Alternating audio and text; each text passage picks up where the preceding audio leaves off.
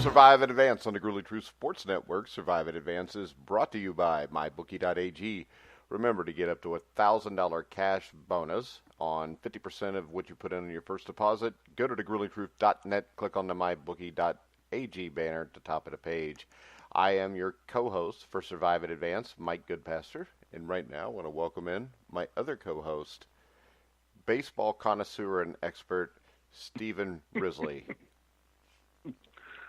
I tell you, Mike, I had to come inside yesterday because, we live out here in the valley, and I had like 4 baseballs from Chavez Ravine land in my front yard. There's so many home runs hit out of that ballpark yesterday. I think 4 of them landed in my front yard. So my dogs are happy. They got baseballs to chew on now for a while, but geez, what a day for the Dodgers. All right. I like that, Steve. Next up, yes, it was cute, Steve. Next up, thank you. As long as that baseball wasn't signed by Babe Ruth, we're good. Yeah. Sandlot, there you go, yeah. All right, guys. But he traded it in for one for Murderer's Row. He got one signed by all of Murderer's Row, so it was a great trade from James Earl Jones. Okay. All right, I'm done. Sorry. All right, and we've got from out of left field on the Gruely True Sports Network, somebody who is one of the baseball experts, hopefully he is at least, or we're screwed. Graham McGowan, how you doing, Graham? I mean, that's what they tell me. I play one on the podcast, but today's not looking good. You might be in for a rough one, guys. Yeah, and I think Graham is an umpire, and I don't get along with any kind of referees very well because most of them are morons, but we'll see how Graham does. Also, 1987. Yes, guilty as charged. 1987, drafted in the 3rd round by the San Diego Padres. And now, more importantly, he's friends with Steve Risley. Bobby Sheridan, how you doing, Bobby? I'm doing great this morning, Mike. I'm a little bit tired, but I'm very alert and ready to talk baseball. All right. Tired and alert all at the same time. All right, guys, we're going to break down basically every division in the major leagues. We'll all give our picks. Steve will pick Villanova, and then we'll move on to the next division.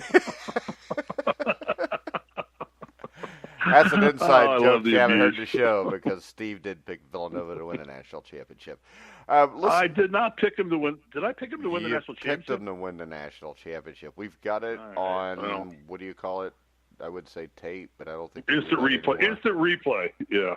And really, I'm telling you, Steve, right now I'm thinking about canceling the show right now because Colin and Allie are live right now on Colin Hartman's YouTube channel. So it's going to be all I can do to keep this show going without just sneaking off to watch that.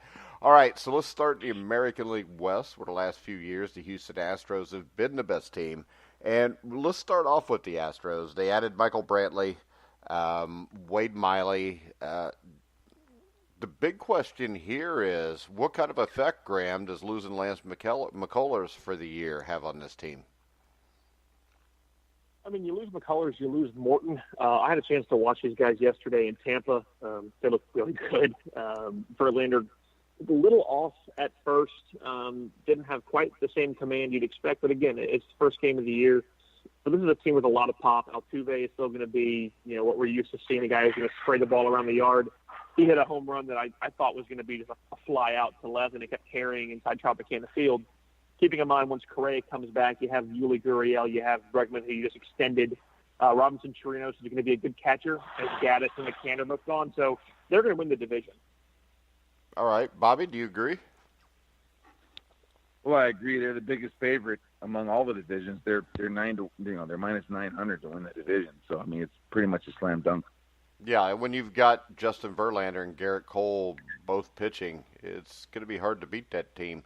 What's our take on the Angels, Bobby? Because you've got, of course, the big signing of Trout, who's going to play for the next 3 million years there and make $1 billion. What's your take on this? My take is that the Angels are definitely in a transition year, I think, even with the signing. And, they're starting out, they got a new manager this year. Austin is replacing Sosha, and they have starting pitching problems. I mean, their first 2 pitchers this year are guys they picked up in the offseason. They're going with Harvey today and Cahill yesterday, and they've had so many injuries over the last 3 or 4 years with the starting rotation. There's no consistency there, and they start the year with Upton on the DL, and he's one of their best 3 players. So it's going to be, I think, a tough year for them. All right, Graham, do you I had agree? a question. Go ahead. Well, the question, and I'm trying to catch up on baseball.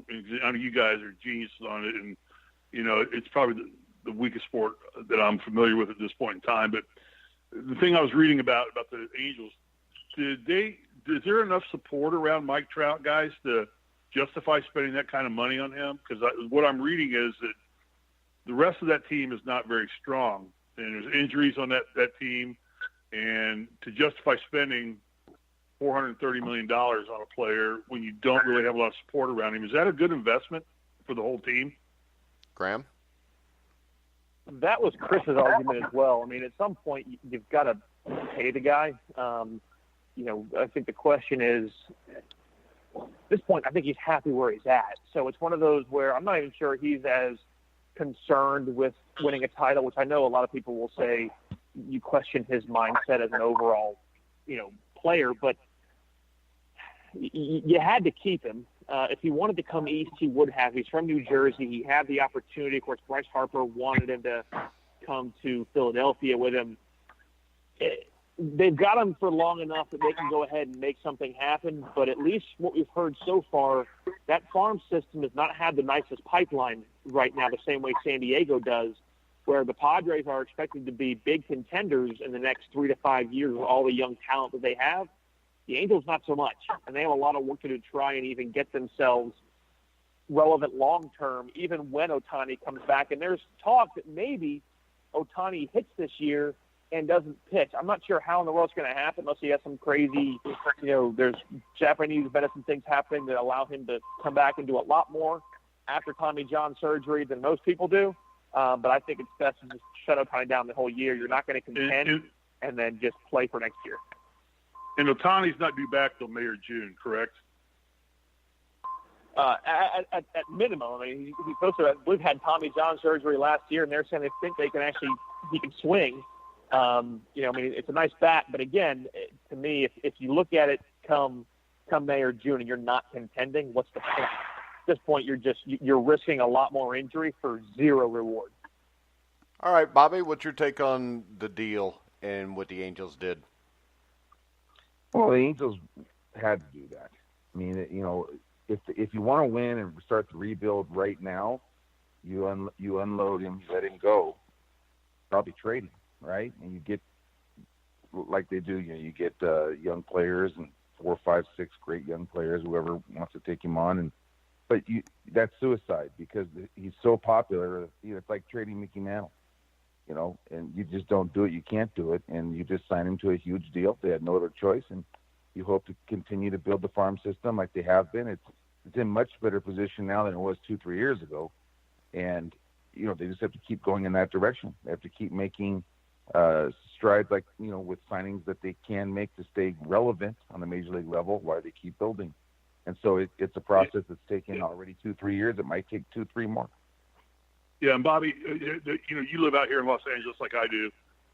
There's talk of the Angels leaving Anaheim and building a new stadium in Long Beach, correct? That's the talk right now? Well, I think there's been talk about that, but there's always been talk of the Angels moving, and they never have. They keep playing in that beautiful stadium. Yeah, it's a great stadium. It is, yeah. All right, let's go to the Oakland A's, who last year surprised, I think, everybody, going 97-65, lost in the AL wild card game. Bobby, do you think this team can do that again? Because when I look at this, I think there's more questions. The roster is not great. Matt Olson is going to be out and miss at least the early portion of the season. What's your take on the A's? The A's have a great bullpen, and they have a great manager, and they have a great philosophy about how they go about doing things. And so I think they can definitely get back to the wild card. I think they are the second best team in that division, and just a question of whether they could be the other wild card behind whoever doesn't win the AL East. And they can, because the AL Central is kind of weak. And I expect the same playoff teams from last year to be the same playoff teams from this year. The American League has no intrigue to me at all. All right, Graham, do you agree on the A's? I don't think they're going to be nearly as good as they were last year. You got to keep in mind, Sean Manaea is gone. He has Tommy John surgery this year, threw a no-hitter last year with one of the best guys they had. When Mike Fiers is your number one guy, and he hasn't really looked good since he was with the Astros, got 3 or 4 years ago, and he threw a no-hitter. That's got to make you a little concerned. They're going to play money ball. They've got guys like Chris Davis. They've got, Matt Chapman, all those guys around. But the question is, are they going to have the cojones to go ahead and actually pay them some money and hold on to those guys at some point? So, I agree. I think that we're at a point now where you are probably looking at the same playoff teams from last year because of how weak the Central is. Now, I'm not saying they're going to be in the same order as they were last year, but I do think that's what we're going to see. All right. Another team that I think. Go ahead. Well, here's one. I just say in Oakland, and again, I'm doing research as I'm, $88 million total salary budget is what they've got. Where the Boston Red Sox are $220 million. You got the high and the low both ends. Do the Athletics need to spend more money and get more talent in to up their game, or are they going to stay with Moneyball? They're going to continue doing business as they've been doing business, and they're not a high market team, big market team, and they do what they do better than anybody. And so, keep developing their farm system, keep having good drafts, keep making the moves that they make, the kind of moves that they make. They'll contend this year without the names on the starting pitching, without the big names. That's what they always do, But yeah, losing guys like he mentioned, like Graham mentioned, that is tough. But they got guys. They got guys in the minor leagues that you don't even know of yet that are. There's a couple starting pitchers that are going to make debuts this year, so they're going to be okay. They'll finish second in that division. All right. I would think the team that would contend with them for second, Bobby, would probably be Seattle. Is that correct? Well, no. Seattle, they're in a rebuild, and they have, they've started the year off with a good chemistry, and they won both those games in Tokyo, and they came yesterday, and they had a big win over Boston. And so, I would say probably, but I don't think Seattle or the Angels are going to be much of a factor, come July and August. I think the A's will be a factor in the wild card race. I would think this, Graham, from looking at Seattle, it looks like they blew it up, but with the trade for left-handed pitcher Justice Sheffield and right-handed pitcher Justin Dunn, two guys I think that aren't too far away. You got J.P. Crawford. I don't think this is as big a rebuild as it looks like. I don't think they're going to win anywhere near 89 games this year. But I think this team, with a couple more solid moves next offseason, could be right back to contention. I think the possibility is there. I think, moving Cano was good. Nelson Cruz is gone now to the Twins, I believe. I think it's a good thing for them. They picked up Encarnacion, which isn't the worst thing in the world. But I don't know. We personally, both Chris and I, had the Mariners finishing fourth. There's just still a lot of rotational issues that concern me there. And the overall power of that team, I don't think is as good as what the Angels have available right now. When Upton gets healthy, you have Trout. Even Cole Calhoun can put a pretty good rip onto the ball. So I foresee the Mariners finishing in fourth place in the West this year. And, of course, the Rangers are probably going to be an insult to most dumpster fires. Except in Baltimore, where they would be considered an upgrade. That's true. I said I caveated that by most dumpster fires. Most, the key word. Yeah. All right. They're just a little roaring blaze where we'll get to the Baltimore Orioles in a little bit. But when we look at the Rangers, I don't think there's any doubt this team is done. Adrian Beltre retires, Graham. And this is a team that committed more errors than any other team in the American League last year. And it doesn't seem like they've done a whole lot to overcome that. No, he retires. Of course, you fire Jeff Bannister because, everything that happened last year was his fault. They managed to move on from Jurickson Profar. All they really have left now is Joey Gallo, and it's finally the year you got to figure out, is he something, or do you need to cut your losses and go ahead and get rid of the guy?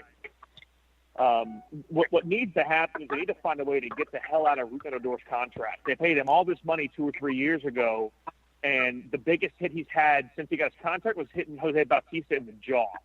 So they need to either get out of that money or figure out why he's been looking so terrible and get it fixed. Because there's a pretty good chunk of change wrapped up in that guy, and no productivity to go along with it. All right, so I guess it would be safe to say that we all agree that the Rangers are going to win this division, right? No. Let's see. So, who you got to win this division, Bobby? This is pretty cut and dry, simple, I think. Astros win the division, and Oakland contends for a wild card spot. I think that's exactly the way it's going to go. All right, Graham? Oh, yeah, it's going to be the Astros. They're going to run away with it. They might get near 100 games, depends on interleague play and who they're looking at, but they're going to run through the AL West like a hot knife through butter. Steve, Astros? I concur. Oh, come on, pick Villanova. All right, I'm going to go with the Astros also. Then we'll move over to the AL Central, which, I don't know, is there a worse division in baseball than this, Graham? Absolutely not. It's the weakest division in baseball by far. Was last year. The Indians are going to win by proxy because nobody else is going to be over 500. Had Machado and/or Harper gone to the White Sox, then it would have at least had a little bit of intrigue. But at this point, if you live in one of those markets, you're just praying that the team that you happen to be watching, i.e. the Indians, gets to October and then just gets out really quick. It's going to be really, really sad to watch the majority of that stuff. So, do you agree, Bobby? Is this Cleveland's division? Because when I look at this, I think the Indians are probably worse than what they were last year. They lose 88 home runs, losing Alonso, Gomez, Encarnacion, and Brantley. They've had injury concerns. Is there a team here that could jump up and surprisingly challenge? I think there is. You're right about what you said. Cleveland's coming back to the pack, and they've had injuries. They've been looking for outfielders for 2 years. They've been resting on this starting pitching. They have a rotation that is among the best in all of baseball, not just this division. So I think they're just going to go with that, keep that core intact. There was rumors of trading Bauer. There was rumors of trading, is it Carrasco? And Kluber. They were ready to break the whole thing up.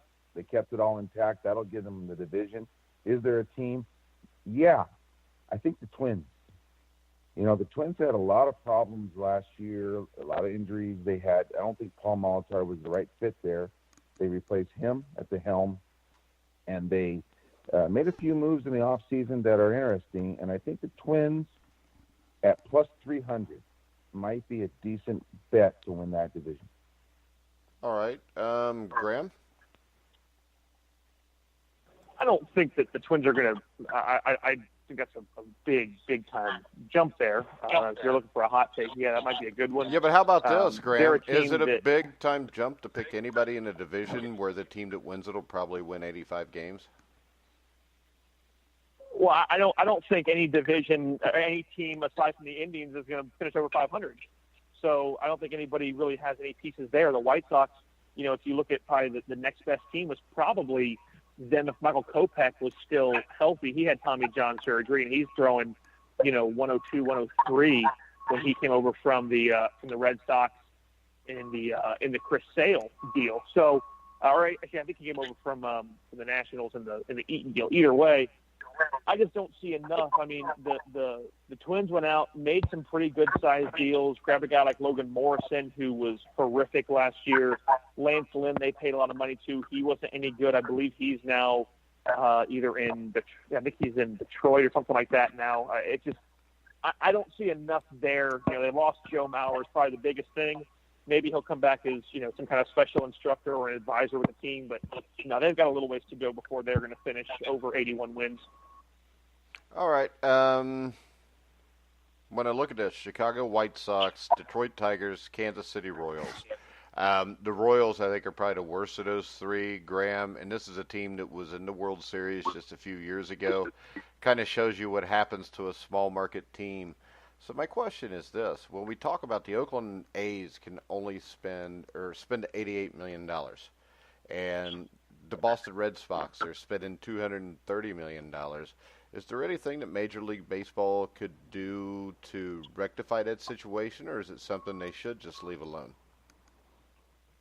Not unless they want to go on strike and try to institute a salary cap. I think that's about it. I don't think that anything like a franchise tag in the NFL would go well in baseball. This team is similar to what the Cubs are, only the Cubs can spend more money in that they had a lot of young homegrown talent, guys like Moustakas, of course, was young at the time.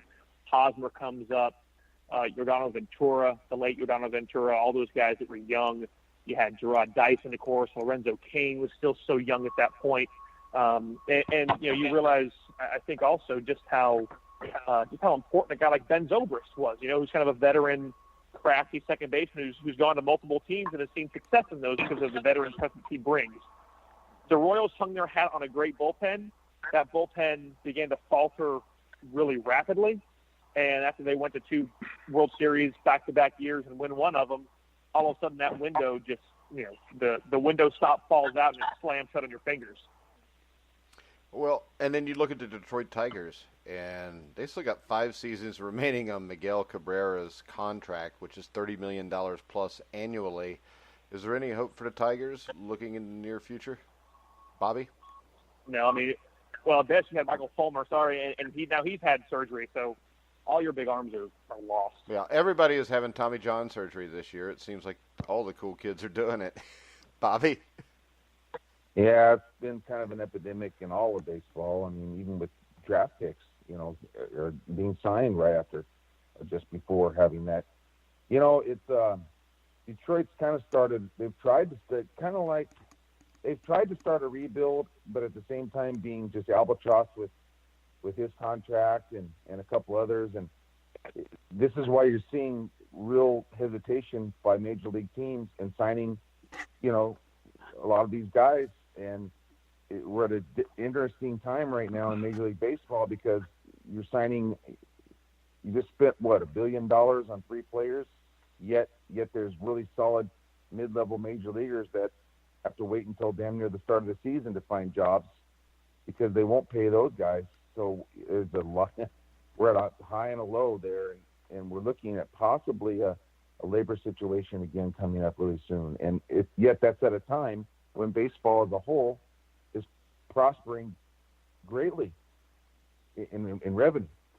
So there's going to be something go down here shortly. And to answer your question about Detroit, they've tried to do the best they can, in the situation that they are. And the Chicago White Sox have built a pretty good farm system. And, there's something working there. But just in terms of this year is what we're talking about, Cleveland, because of the rotation, but they've got injuries. So, yeah, this is the division I think you can pick a team to come from to win that division, and that's why I settled on Minnesota.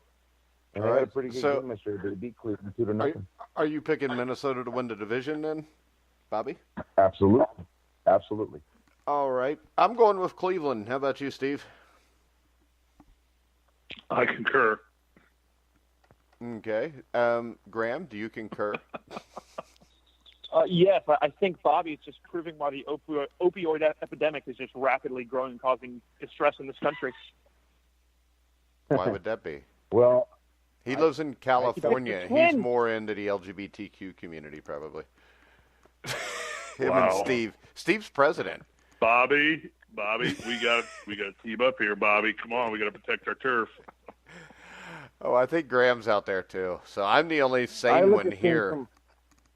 I look at things from a value perspective. So I'm getting 3-1 on my money for the Twins, versus laying 5-1 on Cleveland. So well, just act like everybody in this show is even money, Bobby. And actually, right. I think I almost picked Minnesota to win the division too, but I didn't want Graham to make fun of me either because I know how he is. That's okay. And if Chris was here, we'd really be screwed. this whole conversation is like that scene from the Vegas Vacation where the black dealer tells Chevy Chase, just give me half the money you're going to bet. We'll go out back. I'll kick you in the nuts. We'll call it a day. That's what picking the Twins is going to do for you. We'll see, because I love Vegas Vacation. It's all right, but of course the original Vacation was the best. The European Vacation sucked. Here's the thing for me, just real quickly. Over the next 161 games, I'll make more money betting on the Twins and betting against the Indians than anybody because of the value. So the Indians are overvalued. So that's the way I look at it. All righty, and I'll be there with Bobby making that money. Let's see. And I do think the Twins have a legitimate chance because I don't think Cleveland's going to be as good. Plus, it's still Cleveland. Bad shit happens to them all the time. Let's go to the American League East, where we've got 3 good teams, an okay team, and the Baltimore Orioles. I don't think there's any reason to be as optimistic about Baltimore, but Bobby, do you think they could win more than 47 games this season? Yeah, they could because, you're talking about the worst team in the game. They have to play 36 times against the Yankees and the Red Sox, so it's really difficult, and they're not going to win many games. But every team wins a third. Every team loses a third, and then it's what you do with the other third that determines who can play and who can't. So what's a third of 162? Graham? They'll win that many. I can't 53. It's not my day for math. 53. 53. Ridley's They'll got win a computer. 53 games. All right. Well, Good that's job. a 6-game uptick then. You can't beat that. When we look at this, the Tampa Bay Rays are the team that's interesting to me just because I find the New York Yankees and Boston Red Sox boring now. They win so much. But the Tampa Bay Rays may be a small market team, but they play big. And I think if you'd have stuck them in the National League last year, Graham, they might have been in the World Series. Yeah, they were one of the best teams in all of baseball. A 90-plus win team that personally, with the kind of pop and power the A's had, I truly felt that Kevin Cash was the more deserving recipient of Manager of the Year last year with what he did with so little. But again, he finished second to Bob Melvin, and either way, you couldn't go wrong. Having watched the Rays yesterday, it is not going to be a year like last year. No. Snell looked really bad, gave up 5 earned runs in 6 innings. 3 of them were long balls. He walked 2, struck out 3. Was not an impressive outing for him at all. Charlie Morton, he might be the saving grace, but the end is going to be how much is behind him. And, there's just not enough pop in that team right now, I think, to really to get you out of even, the smallest kind of hole. So my question if they is fall behind this. 2, maybe 3 runs, they're in trouble. Why would we put so much into the first game of the year yesterday in somebody's first start? Well, I'm not putting so much into it. Again, he just got his 5-year, $50 million extension. There's a good possibility he goes ahead and he plays well. I'm just overall looking at the team, not just off of Snell himself. I think he and Morton can still be effective, but at best, that's maybe 20 wins. Snell just scratched 20 last year. That's 40 wins just from those 2 guys. You still have a very young team and a team overall that's not, I don't think, that well put together. It's kind of piecemealed until you figure out what you're going to do. I think the Rays are closer to moving to Portland than actually becoming a deep run into the AL playoff team in the next 4 to 5 years. All right, and Bobby, I'll give you the Toronto Blue Jays, which to me looks like this. The Jays have some pitching, but not enough. They have some hitting, but not enough. What do you think about Toronto? Because I think they're a good team. I just don't think they're good enough to compete with the Red Sox and the Yankees. And the Rays. I think they're absolutely the 4th squad in that division, and that they had some big name guys, especially on offense, that they were looking to slug their way with the Yankees and the Red Sox, and then they decided, well, I don't think we can do that. And they're kind of moving in a little bit of a different direction. I think they're absolutely trailing those top 3 teams, and I think they're not going to have a very good season. All right, so we look at the Red Sox and the Yankees. When I look at this, I would have to favor the Yankees on paper from looking at the two rosters there. Do you guys agree or disagree? Agree. Yeah, most likely. I think at this point the Yankees added more, whereas the Red Sox seemed to just re-sign Steve Pearce, re-sign Eovaldi, but they didn't really make a lot of moves, and that bullpen is in a big state of flux. It's kind of a downturn right now with the loss of guys like Joe Kelly. You lost Kimbrel. You don't know really who's going to be your back-end piece. There are some big question marks there with the Red Sox.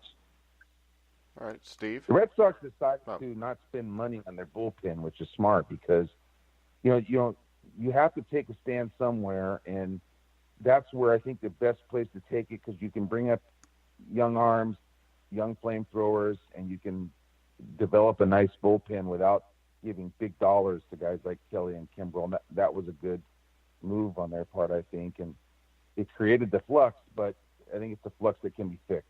And they've still got one piece that's better than the Yankees, and that's at the helm. Cora over Boone any day for me. So that is going to be a good division race, real good one, and we'll see how that shakes out. Graham, did you notice something here?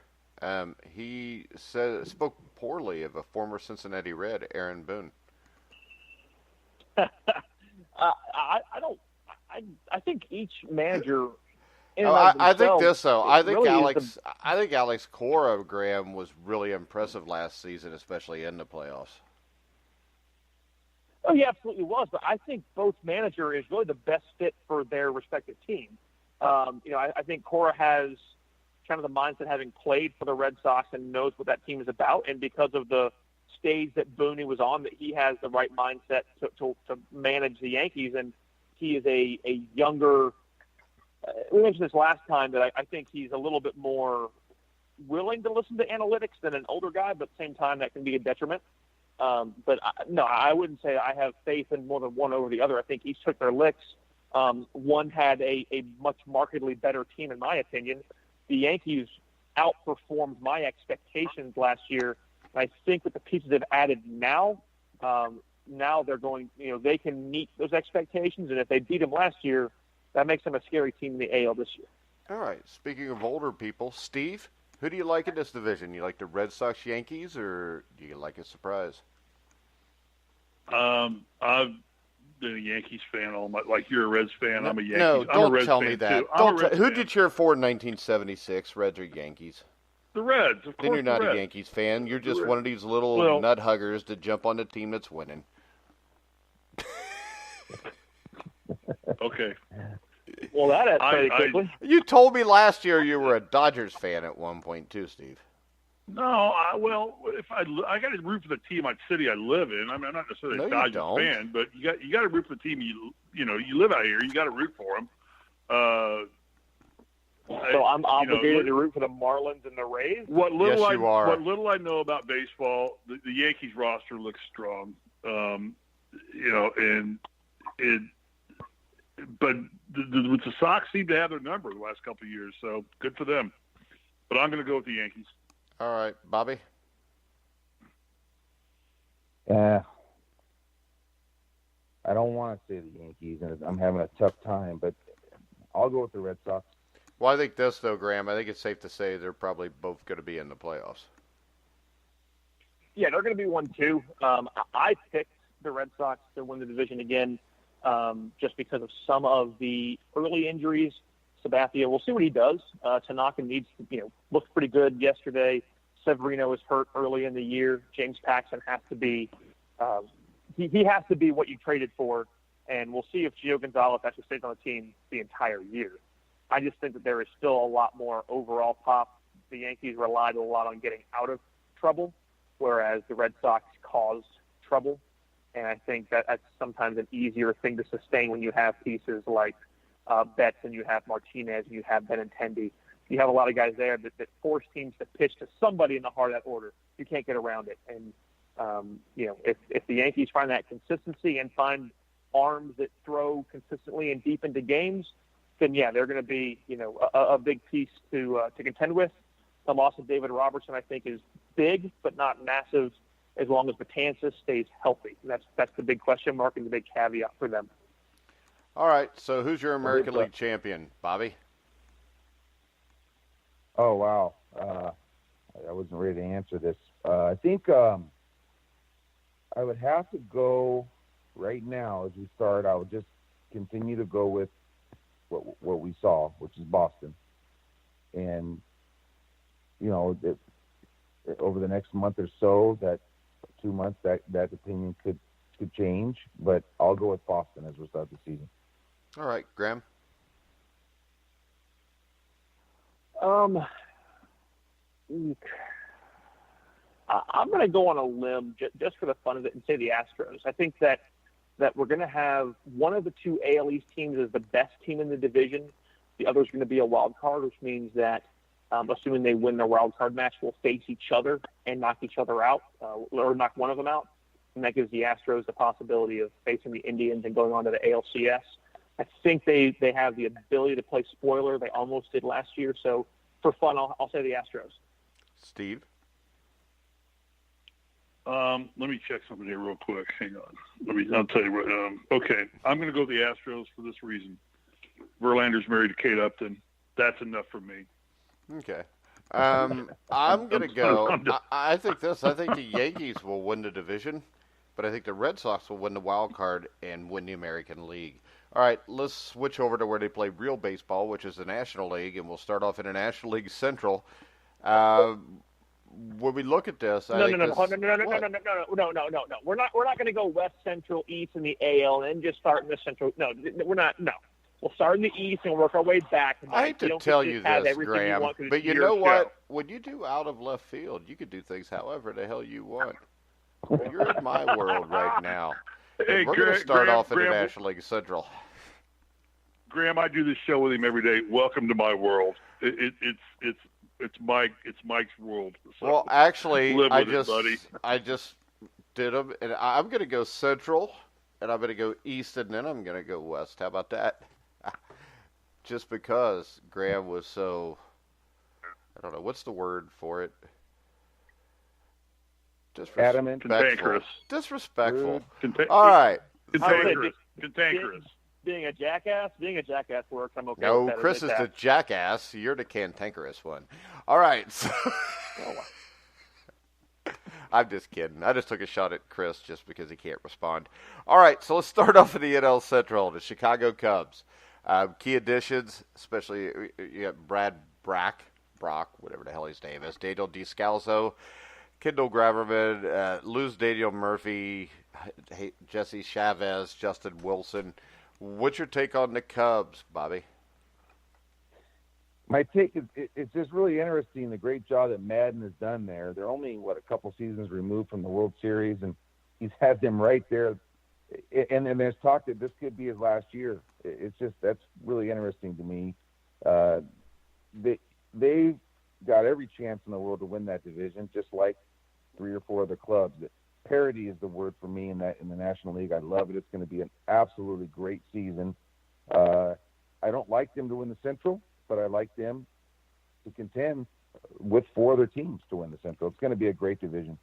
Yeah, I think the only team that may not contend is Pittsburgh because Ben Roethlisberger is getting older. Graham, what do you think about the Cubs? I'm pretty much in the same boat there. They've got a lot of young pieces, and those pieces seem to kind of lose connectivity last year. They have a ton of good pitching. Holding on to Cole Hamels is a really good thing for them. You have John Lester. There's still the issue. You still have Yu Darvish on your roster, which is a waste of space and money. And you need to figure out what Chatwood is going to do, and if Quintana is really going to be the piece you traded for. He struggled last year. After coming over from the White Sox, it was a different thing for him. Some guys are different in the AL and the NL, so you hope that he gets those yips worked out this year. But I also do not have the Cubs winning the division. All right. What's you guys' take on the Pirates? Because I think this is the weakest roster of all the teams here. Graham? It's probably the weakest roster. I agree. But go ahead, Bobby. Probably the weakest roster. Yeah, I was going to say, I agree with you. It's probably the weakest roster, but, they played pretty well last year in stretches, and they are not a bad team at all. In fact, of all the teams that are predicted to finish at the bottom, they might be the best of all. Oh, yeah, no doubt about that. Because really, when you look at this is a division where I could see all the teams finish 500 or better. Absolutely, and so it's hard to really, down them too much. But I like that team. There's going to be a lot of spots where I'm on that team this year, betting wise, and again, that's a great division, and I think they have a good chance to play spoiler. Yeah, and Graham, the thing that stood out to me is, they traded Andrew McCutchen, they traded Garrett Cole, and they were still a respectable team last year. Yeah. Right, and they picked up Chris Archer, too, at the deadline from the Rays. And, really, you said it, and both Chris and I was there. Chris, and you're going to probably regret saying that he's a jackass because he picked the Reds to finish. No, Chris is still a jackass. I'm not going to regret that. Okay. And Chris knows I'm kidding. I love Chris. He's different. You're he's different, like me and Steve and Bobby and you. That ruined you in my eyes. No, I think the Pirates do have probably the weakest roster of that division. But yes, I picked. I could potentially see 4 of the 5 teams making a push for 500. I think the Reds have. They've made some really interesting moves, some really gutsy moves that I think could pay off really well for them, which pains me to say because that's going to give Mike just all kinds of joy and glee. And not really. I really don't care what your opinion of my team is. Quit thinking so highly of yourself, Graham. But I don't even getting guys like Kang back after the whole visa issue and some of the pieces that they're still holding on to. Probably their biggest guy right now is Corey Dickerson, who really still looks good if they picked him up from the Rays 2 years ago. If they don't contend, though, I could see him being moved. I don't see the Pirates finishing over 500, but with Clint Hurdle, who the hell knows? He can make a lot of teams that aren't that good do a lot of interesting things. Yeah, I think really they're probably a 78 or 79 win team. Another team that's interesting to me is St. Louis Cardinals. They added Paul Goldschmidt, who is a damn good player, but they lost a couple pitchers in Norris and Weaver. When you look at the Cardinals, Graham, what do you see? They're going to finish 3rd this year, I believe. You picked up, like you said, Goldie, which was really nice. They extended him, I think, 5 years, $130 million, just a couple of weeks ago, which in and of itself is something that to have that kind of stability there is good behind a guy like Molina. They picked up, and I can't recall, they picked up another catcher, I think, recently, and I'm trying to pull up their depth chart as we talk. But I think they can still play. They can play spoiler for a lot of different teams. The loss of Bud Norris is, obviously I know him. I would have liked to see him re-sign there. He's currently with the Blue Jays, rehabbing from there.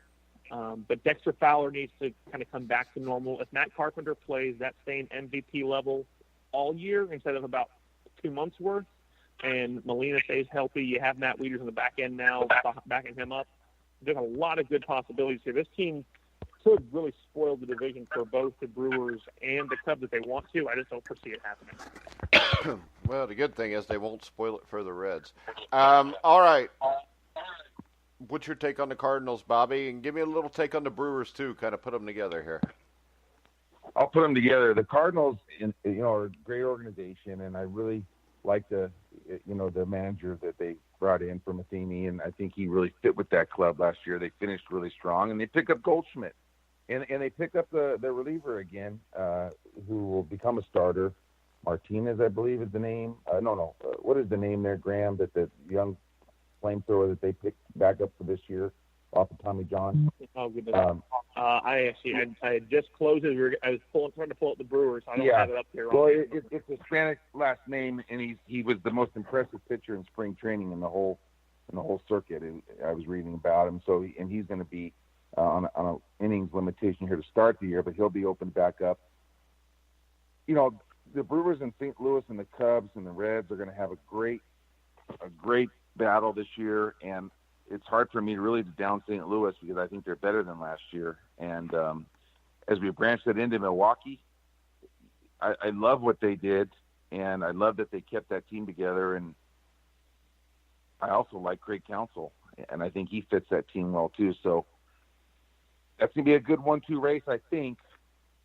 And with the Cubs right there in Cincinnati, with that offense, again, it's hard to say right now, Mike, but I really like St. Louis, and I really like Milwaukee in that division.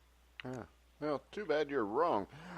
Because next we're going to talk about the team that will win the National League Central, Steve, the Cincinnati Reds, who added Yasiel. What? Yeah, I was done with the Brewers because I wanted to get to the Reds. I was started talking about like has-been teams. I wanted to get to the team that's going to win the division. But go ahead, talk about the Brewers. No, that's where I thought we were going to the Brewers. I'm sorry, I got confused. We did go to the Brewers. Transitioning, that's my fault. We went to the Brewers because you've already said you thought the Brewers would finish first behind the Reds, so that means they'll be second. Oh, I didn't say that, but you sound like my wife. Is that what you need to put words like, my mouth? And this is the thing you need to learn. With me, you need to be like you are with your wife and just say, yeah, you're right. That's what I said. No, I don't think so. You haven't been married that long yet, though, Graham. Give it 10 years from now, you'll know exactly what I'm talking about, or you'll be divorced. I thought that was a classic game yesterday, how Milwaukee won that ball game with that catch at the wall. That just completely describes their whole season last year. Yeah, and I think the Brewers.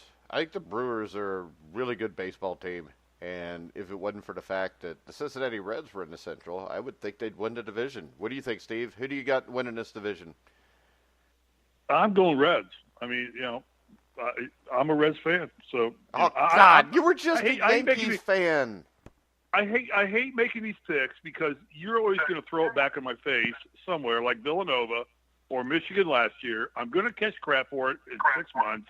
Just That's be fine, right. But all you got to do is be right. I'm a Reds fan, so I'm a Colts fan. I'm a Yankees fan. You're a Dodgers I go with the fan. teams Yeah.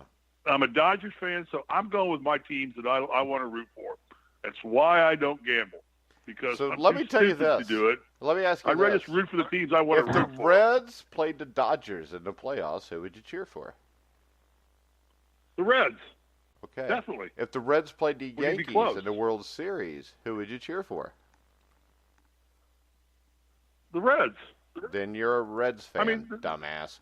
Yeah. No, the big red machine is 75-76 with, Concepcion, Morgan. I mean, Tony Perez, Doug Jones, Flynn, Boston. Pat Darcy. We can go through the whole thing, but no, that's the greatest baseball team of all time, except for maybe Murderers Row in 27. But it's close. It's close. No, it's not. It'd be a toss-up. Not even close. I root for teams I want to root for. I'm confused, Steve. So are you thinking that Mike's saying if the 75 Reds play the Dodgers in the World Series, or if today's Reds? Because today's Reds makes no sense. Well, the Dodgers have gone there twice and failed miserably. So no, I asked him if the Dodgers played the Reds in the championship series, who would you cheer for? And then I asked him if the Reds played the Yankees, who he would cheer for. Yeah. So now we know he's a Reds fan. So stop with the Dodger and Yankees. And you are right. You are right that the Dodgers had gone to 2 World Series and have lost both, which is 2 more than the Reds have made. But that's not my point. I'm going to tell you right now, as long as Magic Johnson's involved with the Dodgers, they're not going to win. Hey, let me tell you this. Let me ask you this, Graham. Why does it matter that you lost in the World Series? Is that a great accomplishment? To fail? You got there and you finished. Who gives a shit? You know what? I've seen my teams get there in multiple sports, and when they lose, it means nothing. You got to win the damn thing if you get there. And I hate to tell you this, but in 1976, the Reds swept the Yankees. Just so you know that. And also, the Cincinnati Reds. But I'm an umpire. I don't have a team. I just like the umpires. Hey, but this is the thing. The Cincinnati Reds have won 8 straight World Series games. Actually, 9. 9 straight World Series. Has any other team got a streak of 9 consecutive World Series wins? And it's still alive. No, especially not with about 40 years in between. It wasn't 40 years in between. It was 14 years in between 70. Well, actually, there was like back-to-back 75, 76. Then a 14-year break, and now another, what, a small 29-year break. Exactly. I figured that would get you to agree with me. All right. What? I can hear the violin music coming out of Boston playing Cry Me a River. Well, Red Sox fans really don't have anything to bitch about because they last won a World Series in 1918. Because to me, nothing has happened since 1990 really even matters. I'm not going to root for any. I'm not going to root for any team that has the biggest payroll, salary cap, or payroll. Wait, you just said you're a Yankees fan. They don't have the biggest payroll. Oh my God! Red Sox. Wait a second. The Yankees and the Dodgers have 2 of the 3 biggest payrolls in baseball, but you're fans of them. Right. And I said I would cheer for the Reds through everything. So get back to going through the team. All right, Bobby, who do you like in the Central? Is this how y'all's normal pillow talk goes, or is this just for the show? Hey, Graham, this is so you know, I don't know how you and Christopher do it, but when I ask Bobby a question, I don't expect Graham to chime in. Bobby, who do you got winning this division? I got Milwaukee winning the division. All right, nobody cares what you think then. Graham? I don't have the Reds winning the division. All right. Well, it's official then. The grueling truce pick to win the NL Central will be the Cincinnati Reds because me and Steve said so, and it's one of Steve's 29 favorite teams in Major League Baseball. All right, let's go to the NL East, the Atlanta Braves. And I like Graham's start off since Bobby so rudely picked a team other than the Reds. Well, seeing as how I grew up a Braves fan. Are you still a Braves fan? Not as much because honestly, I didn't get a chance to watch them as much when I went to college. I didn't see them even though I went to college in Georgia. They didn't show the games. TBS quit showing them at that point. I still enjoy them. They're probably the one team I watch the most, but no, I don't really. Honestly, I don't hold much fandom anymore. Now I've been officiating for so long, it's kind of, I don't know, I'm used to being impartial. Except when it comes to your teams, I hate your teams just for the sake of hating your teams. That's good. I like that. But no, I think at the end of it, the Braves are a team that made big strides last year. They pick up some guys in Brian McCann and Josh Donaldson, which could be really interesting. Donaldson says he feels the healthiest he's felt in the last 2 or 3 years. He really thinks he can make a push to be the second player in history to win the MVP in both leagues. I think McCann is a nice piece to have behind a Tyler Flowers. If Flowers, stays healthy, Fulton Nevich needs to get healthy. But as much as it pains me to say, I don't have the Braves winning the National League East. All right. Bobby, what's your take on the Braves? The Braves are a really good club, and they were nicknamed the Baby Braves first half of last year, and they got off to that great start. And, I believe that they're going to contend again for sure, but I don't have them winning the division. It's a great – this division is just fantastic. It's right there with the Central as far as being the most competitive and from top to bottom with parity. And I think that the Braves they have a lot of heart and a lot of good young players, and they're managed really well. So they're going to be right there, although my pick to win the World Series comes out of this division, and it's not the Braves. All right.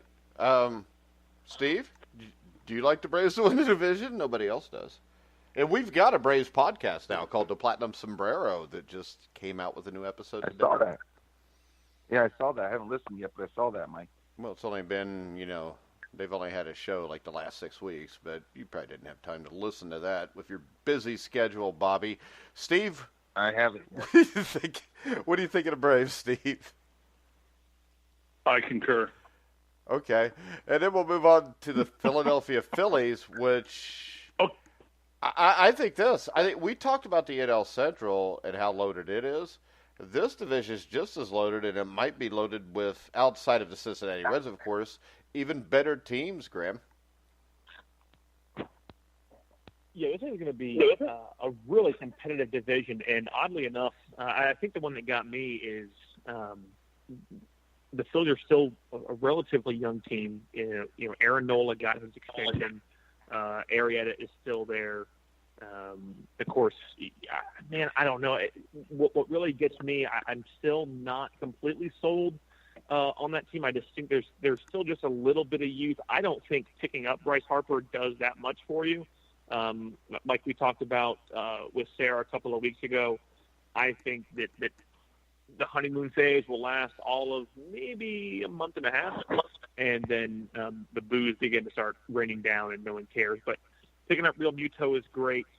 Segura, I think, will do very well there. He was the batting champ in Arizona in the NL, so he kind of comes back into that.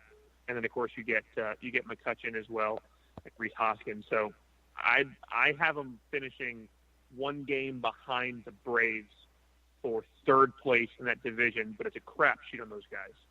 Well, that means you've got the Nationals or the Mets winning it. And I will tell you this, and this may surprise people. They were 77 and 85 last year, Bobby, but I think the Mets win this division. Oh, Mike, you're right on. The Mets were my pick, and they're my pick from the end of last year, from August, September of last year, and their young players, the way they were developing, and the manager Callaway, the way he was, really starting to guide this team and this pitching with staff, and great season DeGrom was finishing up with. I really had my eyes on this team and what they were going to do in the offseason, and what they did was just unbelievable. They go out and they pick up, a 3-hole hitter in Cano, and they get the best closer in the game, and they re-signed DeGrom, and Thor is back healthy and ready to go, and Wheeler comes back off the surgery and becomes a dominant pitcher again. And this team, some of the Brandon Nimmo and just some of their pieces, I really like this team a lot, and I really like their chemistry, and I think they're going to win the division, and you get a pretty good price at that. And I think Philadelphia finishes second. I think that's going to be a great 1-2 battle, and that's even with Washington's great starting pitching staff. I mean, this is a great division. Yeah. Graham, do you agree or disagree? Because I know we got the Nationals out there, and the Nationals are going to be good too. Yeah, I had the Mets finishing fourth only because I just think that they're still a little bit behind the Braves and the Phillies. That pitching staff looks really, really good. There is still really some holes there after you get past Syndergaard and DeGrom. So, there's still a little bit of shakiness there. Cano homered in his first at bat yesterday, but I don't know if that's really going to be indicative. Well, you got Zach Wheeler too, correct? Yeah, I don't know. You can even say Steven Matz in there, but there's just been there's been so much kind of hype and expectations that haven't come to fruition yet. I'm at the point now I'll believe it when I begin to see it.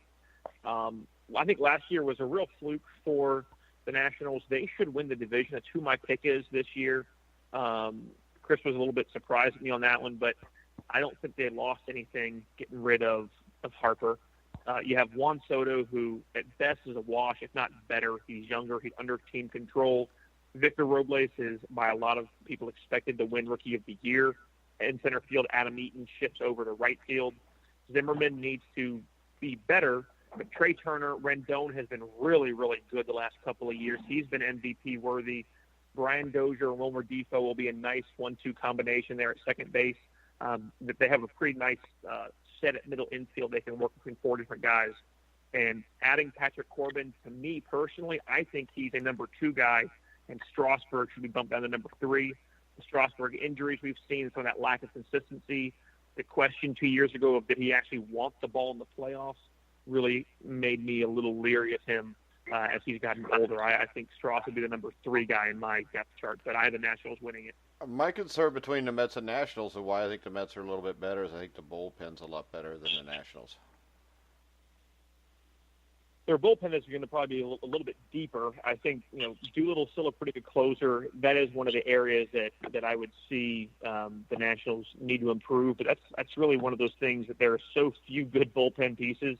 That's most teams' weakness. We even mentioned the Brewers, and Craig Kimbrell has been rumored to be kind of being courted and looked at by Milwaukee, which would be a nice piece for him. But I think he's getting to that point where he could be becoming a piece like a Zach Britton, who works better when he's, he may at this point now have to not be a closer, might be an eighth inning guy. All right, so me and Bobby have the Mets. You have the Nationals, correct? Winner of the division. Yeah, I got the Nationals. Who you got, Steven? Well, I had a question before I make my pick. I read on Twitter and on some other sites that Bryce Harper goes 0 for 4 yesterday. He's already getting booed in Philadelphia. I mean, is that just the price of playing sports in Philadelphia, or are these people really not happy? Not happy with signing into that big a contract and taking up a lot of that money on that. Hey, if you've ever been to Philadelphia, What's you the know deal? these people are pissed off when they get out of bed just because they live in Philadelphia. So it doesn't help when he goes 0 for 4. Okay, all Bye. right.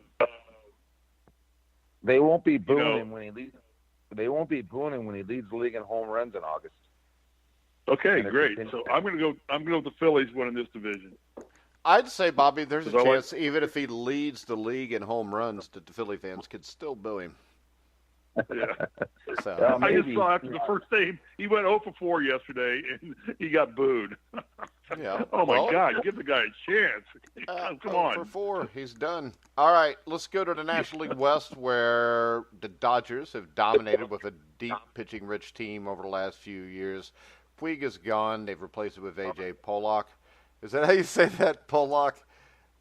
Pollock. Okay. Pollock it is then. Let's see. So, Graham, when you look at this division, who do you like in this one? So I got an immense amount of crap from Chris on this, but I have some real concerns with the pitching health of the Dodgers. Kershaw is going to be out for the foreseeable future. Hyunjin Ryu was the opening day starter, which broke a pretty hefty list, opening day run for Kershaw. We'll see what Urias has done. He's been up and down the last couple of years. He's been good. He's been bad. He's really young. Walker Buehler kind of came onto the scene, but does that continue? And do the lefties hit the same way they did? 8 homers. Again, 8 homers yesterday is not indicative of the team as much as, a 5 earned run performance by Blake Snell is indicative of his year. I actually think the Rockies could win this division because of the pitching health concerns with the Dodgers.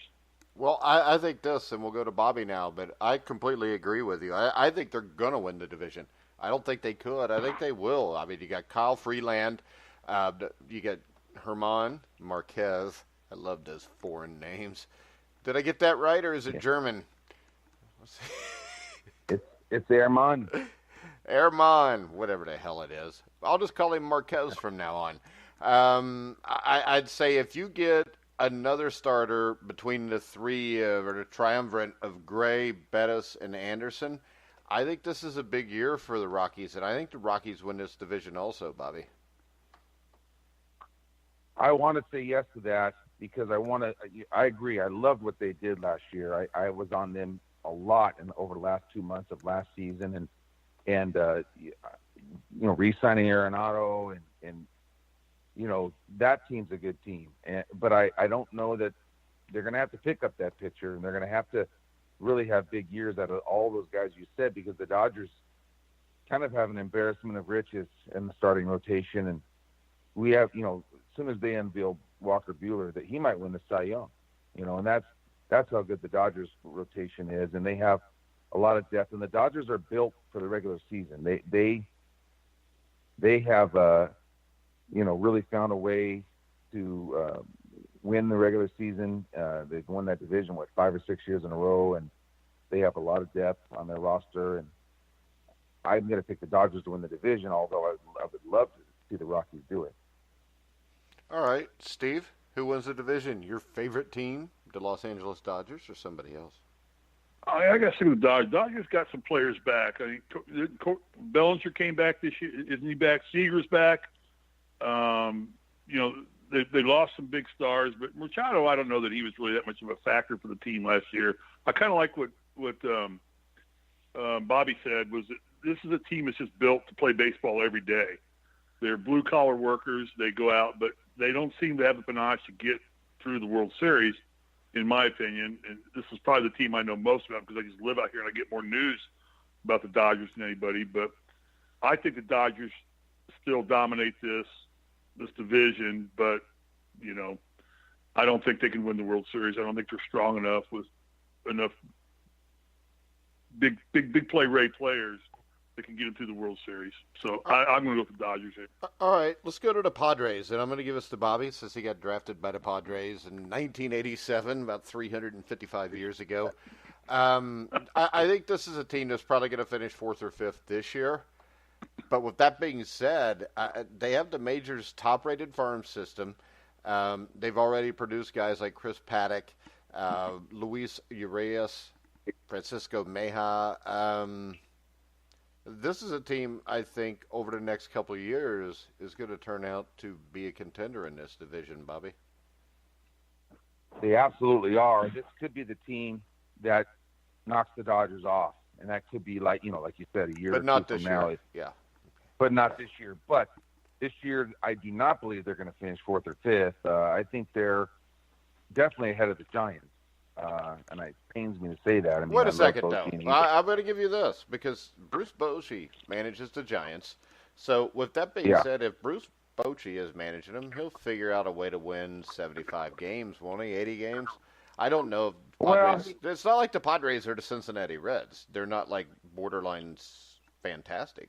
No, but that team is not going to be a bad club this year. They're going to win a fair share of games, and their lineup is pretty strong, especially against left-handed pitching. It's really strong, and they decided to bring Tatis up now, and that caused a little bit of some reaction because he's the youngest opening day player in 20 years, I believe.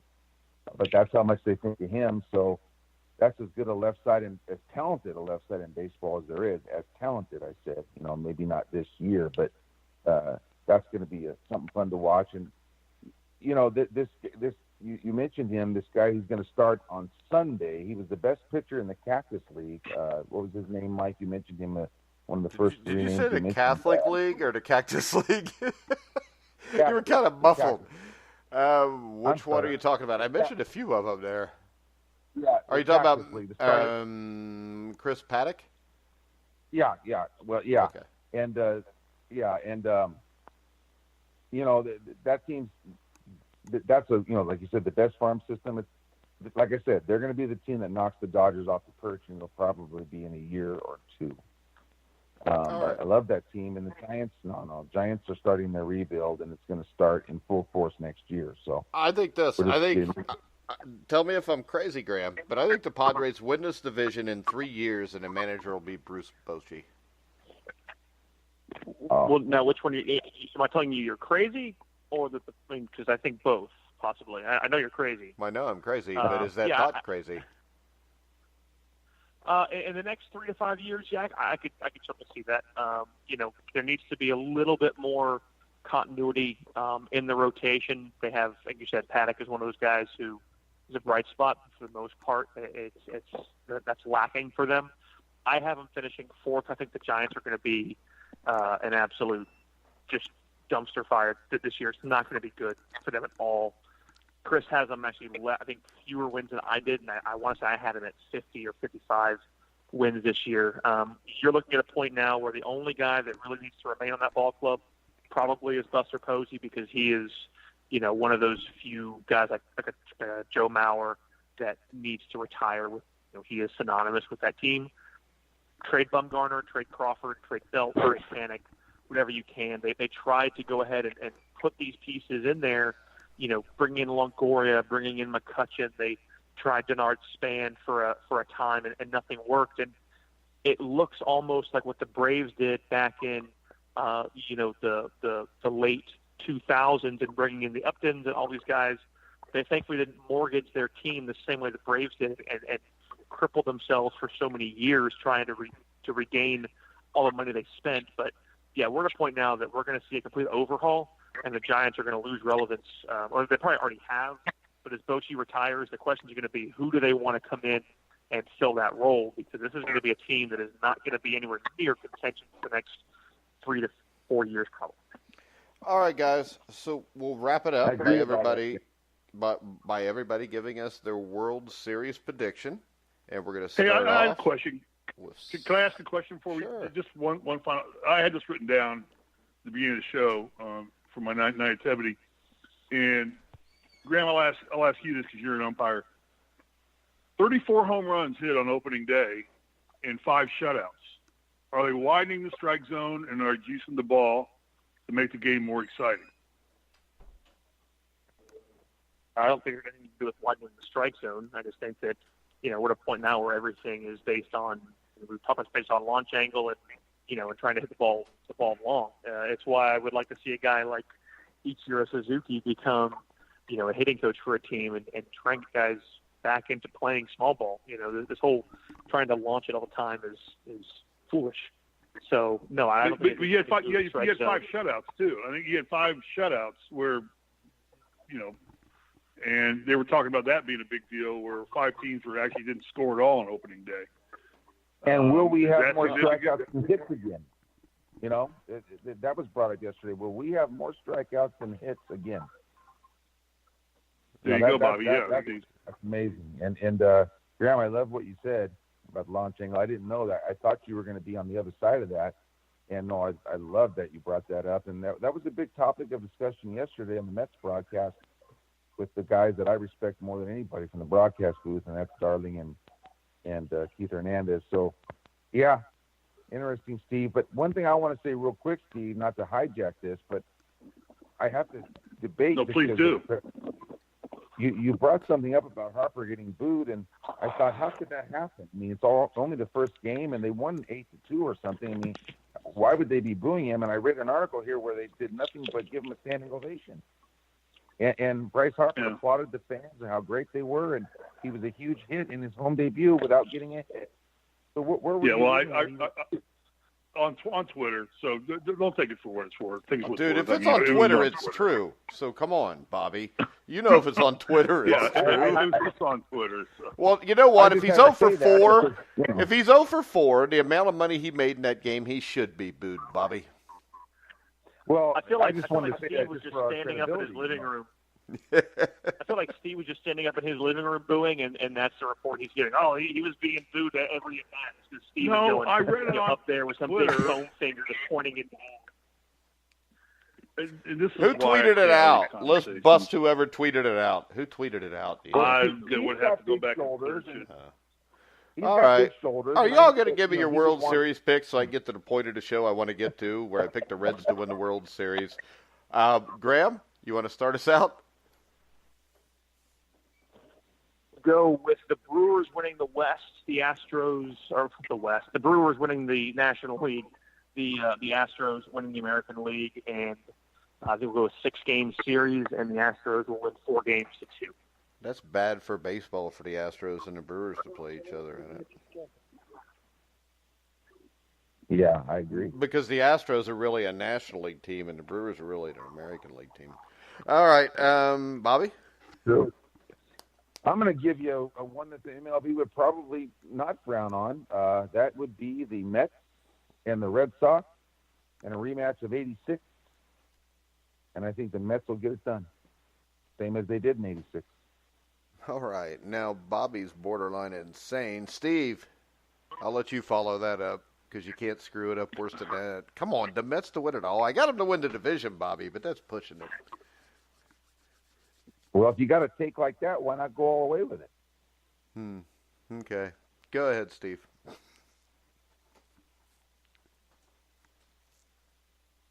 Is Steve there? Steve? Here, I'll make Steve's pick for him, okay? The Reds win the National League. Every team folds out of the American League, and the Reds are just handed a trophy because no one is willing to play them because they're just going to be that good this year. All right. Steve, are you there? All right. Steve's going to pick. Steve's picking the Yankees over the Dodgers in 6 games. All right. And I will take, of course, the Cincinnati Reds to beat the Boston Red Sox in a rematch in 1975 in 7 games. See, my pick's a lot better than all you guys' because that'd be a lot cooler World Series than everything you guys picked. I think would be a cool, and you kind of that's a neat the rematch theme there. That would be a great World Series. I don't think Cincinnati can do it. I think that's a crazy pick. Really? Well, I do. You know what?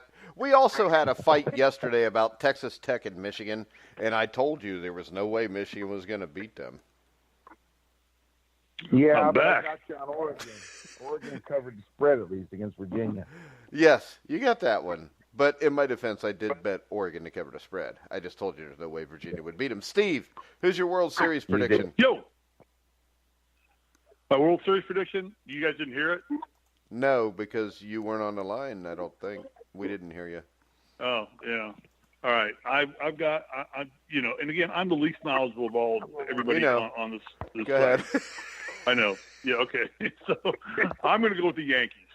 Out of the American League. Who do you got? Wait, this is very important. When you were gone, we talked about some things. Who do you have the Yankees beating? I got them beating the Astros. Damn. How can the Yankees beat the Astros in the World Series, Steve? But I think the Astros are still just too strong as a team from what I know about it. The Dodgers, I don't think, are there. Have you ever beat your head against the wall and just couldn't stop? Steve, the Yankees and Astros are both in the American League now. Oh, they're both in the American League? That's what I don't know. Hey, he thinks Nolan Ryan. Not pitching for the Astros anymore. He thinks Nolan Ryan is better than Roger Clemens. They used to be in the National League. All right. I agree with you. They should. This is why you put me in these positions. I hate picking. What position? You have to pick a team not from my the American League and National League. I don't do this. This is what Bobby does for a living. I defer to Bobby. Whoever Bobby picks, I'm going with Bobby. Yankees and yeah. Who you got in the National League, Bobby? He's got the Dodgers. But just pick it. Steve, who hit 8 home runs in your backyard yesterday? Yeah. No, only 4 of them landed in my backyard. All right. So not all of them got here, but I don't know. I like the Yankees. I want to root for the Reds, but I don't think they're going to get there. So who you picking? I'm going to go with the Dodgers. Boom. There we go. One more time. You weren't on, and I said we don't even have to call him back because he's going to pick the Yankees to beat the Dodgers in the World Series. I'm an idiot. I admit. No, you're not. I'm not as smart. It doesn't matter. Not as smart as you know what? I want to talk about the NASCAR race on Sunday? Nobody wants to talk about that. I'll tell you all about that. the NASCAR race on Sunday. We'll call Alex Gray and talk to him about it. Hey, that reminds me. I got to post your NASCAR show today, too. I'm glad you brought that up. We're doing NASCAR. Are the Reds on the poll? No, the Reds don't do NASCAR. But we're going to go ahead and we're going to wrap the show up. And in a couple weeks, we'll bring Graham back and we'll talk about baseball. And I'll be away from watching constant NCAA basketball coverage. And the show will be better. All right, guys. Can I say one thing? I want to thank Graham and Bobby. I'm not a baseball aficionado, but I learned a hell of a lot today, and you guys made me smarter, and I will be better. So I appreciate it. I'm still in the NCAA basketball right now. NASCAR's firing up, and the golf season's getting into the majors. So baseball's kind of taking a backseat, but I really appreciate Bobby and Graham being on and bring us into the fold for baseball because this is where we're going to be all summer long, just talking Major League Baseball. Right, Bobby? I love that, Steve. Yes. All right, and Bobby, today we'll be live at 3:30 Eastern. Is that all right with the Sheridan Report? 3:30 Eastern? That'd be fine. All right, because I got to go to a church and pick up some free mulch. But that really sounded hillbilly, didn't it? But I live in Indiana, so it's okay that it sounds that way because I am. It's not like I have a Confederate flag hanging in my backyard and a coon dog laying on my lap. All right, guys, we're going to wrap the show up. Remember, Graham McGowan can be heard with Chris Fury every Sunday night, Monday, somewhere around there when we post a show on Out of Left Field, which I think is the best baseball podcast there is. But agreed. I don't listen to any other baseball podcast. You post but it on Monday night. yeah, it's always up. You can always find it on Monday night. So make sure you check out Out of Left Field with Graham. Of course, make sure you check out the Sheridan Report every day with Bobby Sheridan. And, of course, every day, check out the Survive in Advance with Steve Risley. And on Monday, we will have Brian Ralph from Fansided and Busting Brackets to recap the Sweet 16 weekend and to preview the Final Four. So make sure you check us out there. MyBookie.ag, click the banner at the top of the GruelingTruth.net, gives you a $1,000 cash bonus.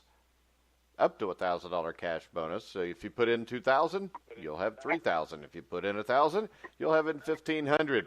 All right, we're gonna wrap it up. You can hear all of our shows on iHeartRadio, iTunes, Spotify, Spreaker, Stitcher, TuneIn, wherever you hear sports podcasts. You'll find the Grilling Truth. So for Graham McGowan, Bobby Sheridan, I almost forgot your name, Bobby, and Steve Risley, I'm Mike Goodpaster. You've been listening to Grilling Truth, where the legends speak.